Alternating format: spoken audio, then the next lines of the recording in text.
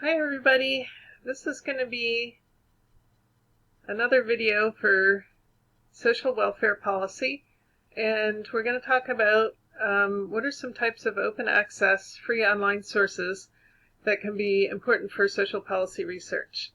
So the slide here is listing a couple of different types, and we have links into the guide for social policy for this class. All these links will go into the guide.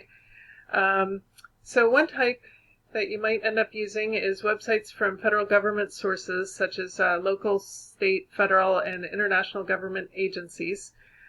And for U.S. federal government documents, there's a requirement that they're available to the public for free. So it's good to know that you'll always be able to get into those. Things like debates that happen on the floor of the House and Congress, reports written for Congress, the text of actual laws. It's not easy to figure out what law affects your topic if you don't happen to have already found out about that. When you start trying to figure that out, you sort of realize why people go to law school for that kind of thing. But sometimes you will know the name of a law for your topic if it's been in the news, or you've been working with an advocacy organization, or one way or another. And in that case, if you know the name of the law, you can put it into quotation marks in Google, and usually it's pretty easy to pull it up.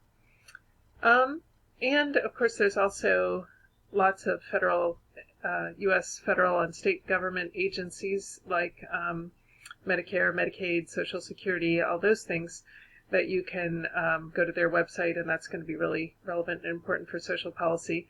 It may seem like kind of a silly thing to point out, but I have occasionally found students who are trying to be super good students and only use typical library sources like journals and books, but in social policy you really have to use the free online content because that's where the relevant information is. I also have a link here to a guide for statistical sources, and we'll stop and look at that. And we'll talk about think tanks later. Another relevant type of source in social policy is advocacy organizations. And so an important point here is don't limit yourself just to the sources found through traditional library materials like journals and books. You also want to search Google. So I'm going to stop and ask you to think about looking through the lists that are linked here to find some of the main organizations or sources that are relevant in your area. For example, if you're studying mental health policy, maybe you want to look at the National Institute for Mental Health.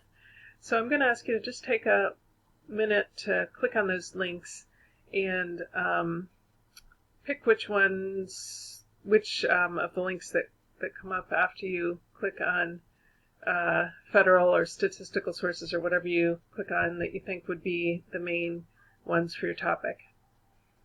So I clicked on statistical sources there. Let's see if that's going to open. There we go. Okay. So if you're studying child welfare, you could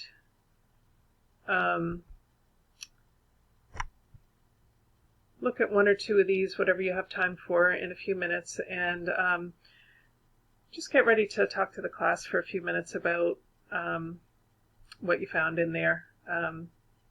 You're not going to dig through the whole site in 5 minutes, but just give us a little information about if there's a reason why you picked a particular link, or if you got some idea, whatever you can figure out in a few minutes about what's in the site.